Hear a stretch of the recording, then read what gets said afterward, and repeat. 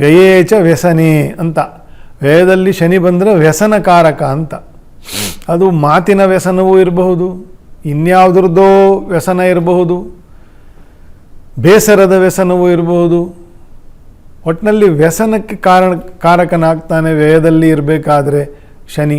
ಹಾಗಾಗಿ ಇದರ ಬಗ್ಗೆ ಸ್ವಲ್ಪ ಗಮನ ವಹಿಸಿ ಮೇಷರಾಶಿಯವರು ಒಳ್ಳೆಯದಾಗ್ತದೆ.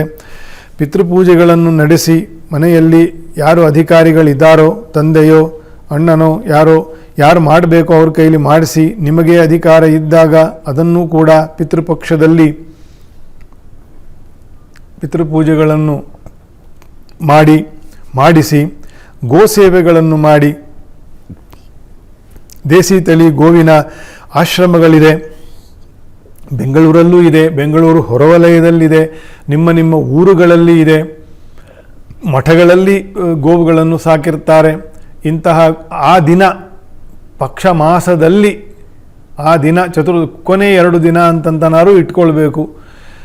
ಶಾಸ್ತ್ರ ಪ್ರಕಾರ 15 ದಿನ ಪಕ್ಷಮಾಸದ ಪ್ರತಿ ದಿನವೂ ಮಧ್ಯಾಹ್ನ 12ರಿಂದ 1 ಗಂಟೆ ಒಳಗಡೆ ಪಿತೃಗಳನ್ನು ಹೆಸರಿಸಿಕೊಂಡು ಪಿತೃದೇವತೆಗಳಿಗೆ ಎಳ್ಳು ದರ್ಬೆಯಲ್ಲಿ ತರ್ಪಣವನ್ನು ಮಾಡಿ ಗೋವಿಗೆ ಪೂಜೆ ಮಾಡಬೇಕು. ಬ್ರಾಹ್ಮಣನಿಂದ ಆಶೀರ್ವಾದವನ್ನು ಪಡ್ಕೊಳ್ಬೇಕು, ಕಿಂಚಿತ್ ದಕ್ಷಿಣೆ ಕೊಟ್ಟು ಪ್ರತಿನಿತ್ಯ.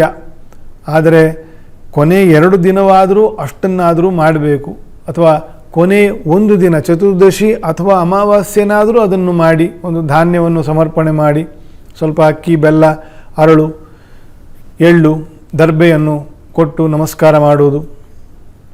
ಈ ರೀತಿಯ ಪಿತೃಪೂಜೆಯನ್ನು ವಿಶೇಷವಾಗಿ ಮಾಡುವುದು. ನರಸಿಂಹದೇವರ ಮಂಗಳವಾರದಂದು, ಶನಿವಾರದಂದು ವಿಶೇಷವಾಗಿ ನರಸಿಂಹದೇವರ ನಾಮಸ್ಮರಣೆ, ಜಪ, ಪ್ರದಕ್ಷಿಣಾ ನಮಸ್ಕಾರ,